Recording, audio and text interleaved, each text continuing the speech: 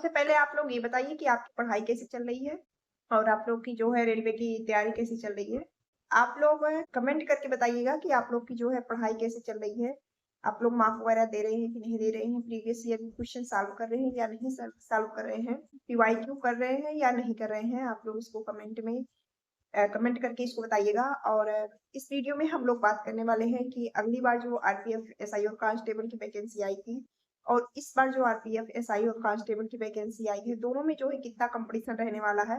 तो चलिए हम लोग शुरू करते हैं। अगली बार या इसके पहले जो भी वैकेंसी आती थी वो आप लोग की ग्रुप वाइज होती थी। आरपीएफ एसआई और कांस्टेबल में कुछ जोन्स को मिलाकर वहां पर जो है ग्रुप बना दिए गए थे। इसके पहले की जो वैकेंसी आई थी या इसके पहले जो 2018 में वैकेंसी आई थी उसमें ग्रुप वाइज आपकी मेरिट बनी थी, लेकिन इस बार ऐसा मेरिट नहीं बनेगा। इस बार जैसे दिल्ली पुलिस का होता है या फिर जो ऑल इंडिया मेरिट बनती है, इस बार उस तरह मेरिट आपकी बनेगी।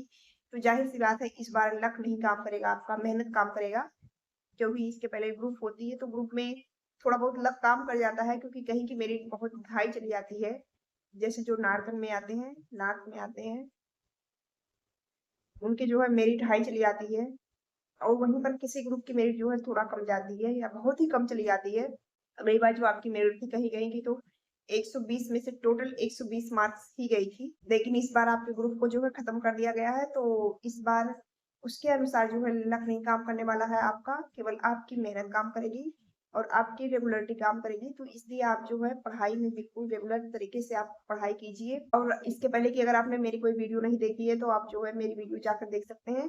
जैसे कि इस टाइम आपके हो रहे हैं चुनाव, बहुत से बच्चे जो है चुनाव में बिजी हैं और इस टाइम हो रहा है आईपीएल, तो बहुत से बच्चे आईपीएल में बिजी हैं। तो ऐसे बच्चों को मैं कहूंगी कि वो जो है चुनाव और आईपीएल छोड़कर जो है अपनी पढ़ाई पे फोकस करें, क्योंकि ये मौका बार बार नहीं मिलता। चुनाव बार बार आएंगे, आईपीएल हर साल होता है, लेकिन जो है पढ़ाई या फॉर्म जो है आपके हर साल नहीं निकलते हैं। रेलवे में हो या एसएससी, एसएससी तो मान लीजिए हर साल निकालती है, लेकिन रेलवे में हर साल आपके फॉर्म नहीं आते हैं। तो इसलिए आप लोग आईपीएल पे थोड़ा कम ध्यान देकर अपनी जो है पढ़ाई पर ज्यादा ध्यान दीजिए, क्योंकि आपके मम्मी और पापा दिन रात यही आस लगा के बैठे रहते हैं कि मेरा बेटा या मेरी बेटी जो है कब सक्सेस हो जाएंगे। तो आप लोग अपनी पढ़ाई में रेगुलरिटी लाइए और मॉक टेस्ट देते रहिए।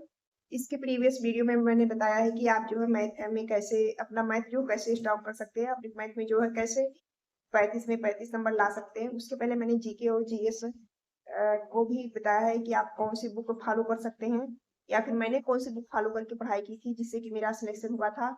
आपको रेगुलर होना बहुत ज्यादा जरूरी है। जैसे कुछ बच्चे होते हैं 2 4 10 दिन बहुत ज्यादा मेहनत करके पढ़ लेते हैं, फिर उसके बाद जो है वो नहीं पढ़ते हैं। तो यही जो है वहीं पर वो पीछे हो जाते हैं। अगर आपने 10 दिन लगातार ही पढ़ लिया और 10 दिन जो लगातार आपने पढ़ा उसमें बहुत ज्यादा ही मेहनत करके पढ़ ली है, 15 15 घंटे पढ़ लिया है, और फिर आप उसके बाद जो है कहीं पर आईपीएल में बिजी हो जा रहे हैं, कहीं शादी में बिजी हो जा रहे हैं, कहीं चुनाव में बिजी हो जा रहे हैं, जिससे कि आपका 15 15 दिन निकल जा रहा है और आप उसमें जो है 1 2 घंटे भी नहीं पढ़ पा रहे हैं।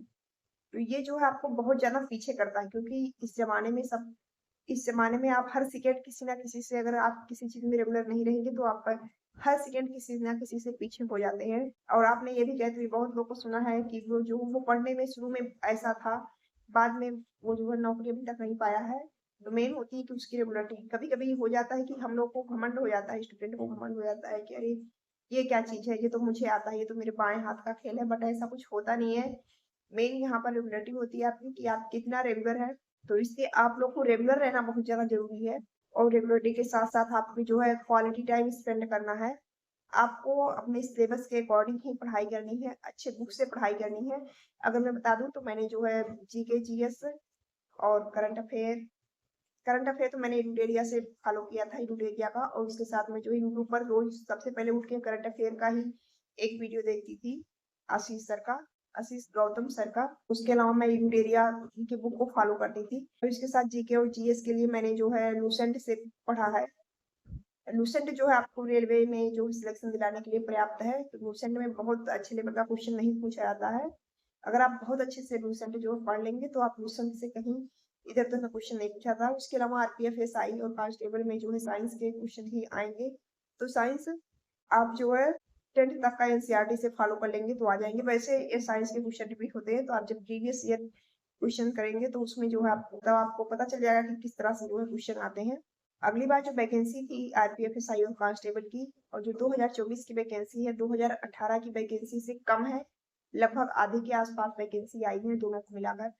और अगली बार लगभग 60 लाख के आसपास फॉर्म पड़े थे, तो इस बार आप ऐसा मान के चलिए, क्योंकि इस बार जो कोरोना की वजह से 3 साल की छूट भी दे दी गई है।